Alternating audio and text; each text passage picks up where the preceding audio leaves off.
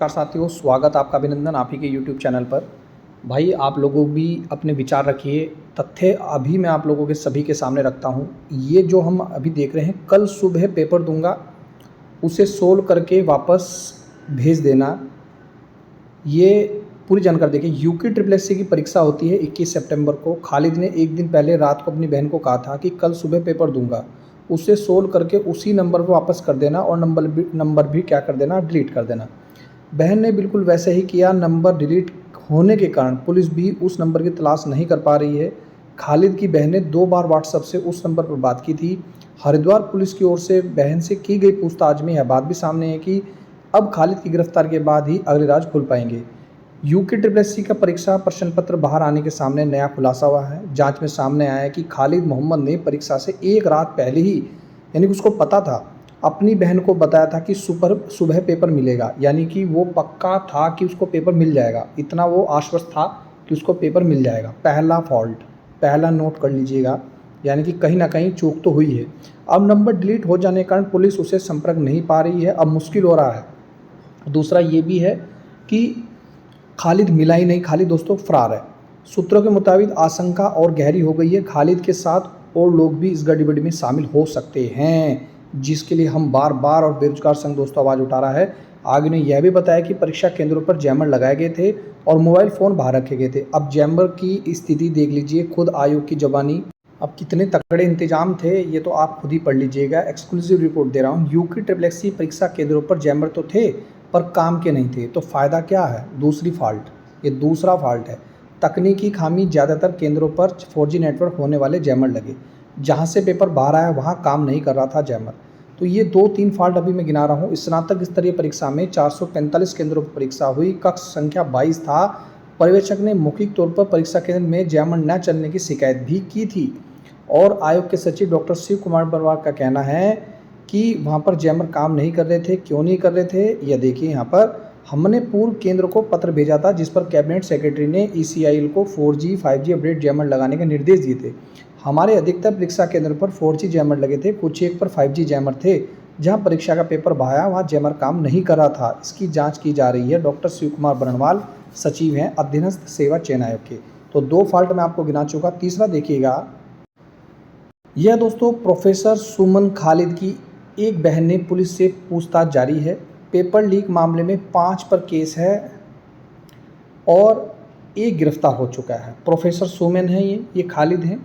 3 screenshot कहीं ना कहीं बाहर निकल जाते हैं, तो इसका मतलब है दोस्तों पेपर कहीं ना कहीं संदेह के घेरे में है। अभी कहना जल्दबाजी होगा। 3 स्क्रीनशॉट प्रोफेसर सुमन को भेजे थे आरोपी खालिद ने और हरिद्वार के परीक्षा केंद्र से। 18 कर्मचारियों से पूछताछ जारी है। भर्ती परीक्षा में गड़बड़ी के खिलाफ धरने पर बैठे हैं रात भर युवा, और मुख्यमंत्री ने भी बोल दी दोस्तों ऐसी बात, वो भी देखिएगा। ये देखिए, दोबारा परीक्षा कराने की मांग का समर्थन किया है पूर्व मुख्यमंत्री त्रिवेंद्र सिंह रावत ने। सांसद हैं त्रिवेंद्र सिंह रावत, दोबारा परीक्षा कराने की मांग का समर्थन किया और कहा कि उत्तराखंड में आई आपदा में तमाम सड़कें खराब पड़ी है। या ये तो उपस्थिति बताएगी कि कितने बच्चे नहीं आ पाए। अभी हम उपस्थिति भी दिखाएंगे आपको। त्रिवेंद्र रावत ने कहा कि पेपर लीक करने वाले समाज के बीच रहने लायक नहीं है और उसके खिलाफ सख्त से सख्त कार्रवाई होनी चाहिए।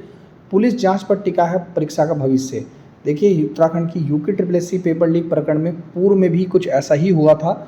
जब ओपी पवार जी ने आवाज़ उठाई थी तो उनकी बात को किसी तरीके से नकारा नहीं जा सकता, हम उनकी बात को नेगलेक्ट नहीं कर सकते।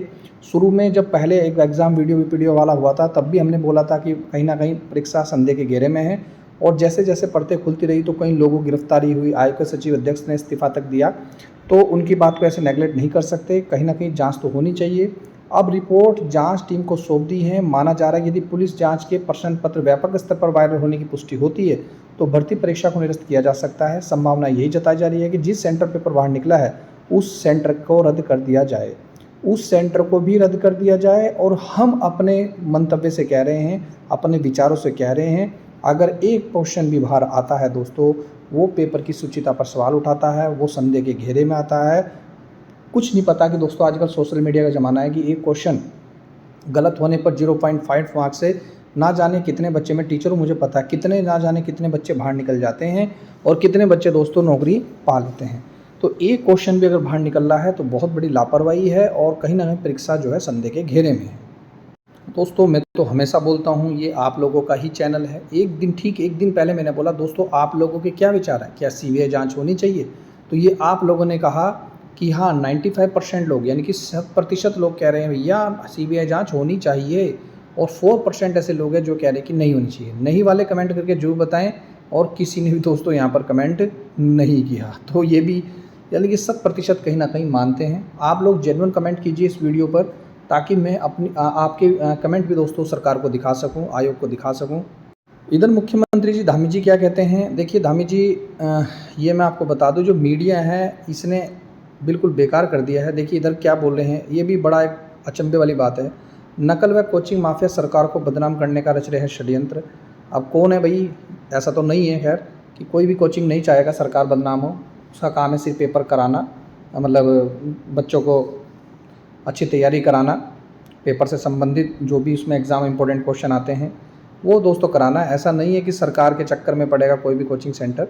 तो खैर अब देखिए एक बड़ा हास्यास्पद है। धामी सरकार ने कहा कि 4 जुलाई 2021 को जब मुख्य सेवक के रूप में मुख्यमंत्री का काम काज संभाला तो उस वक्त विभिन्न विभागों में कम से कम 22,000 पद खाली थे।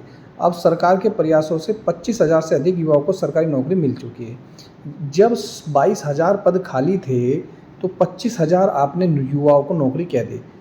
ये जो मीडिया जिसने भी अखबार में छापा इससे साफ साफ पता चल रहा है कि आप लोग जो मीडिया का जो असली कार्य होता है, जो चौथा स्तंभ कहा जाता है संविधान का, वो आप सही तरीके से नहीं कर रहे। आप रीडिंग करके दोस्तों, तैयारी करके, प्रिपरेशन करके आप नहीं छाप रहे। आप सिर्फ सरकार के हितों में प्रयास कर रहे हैं जो कि गलत है।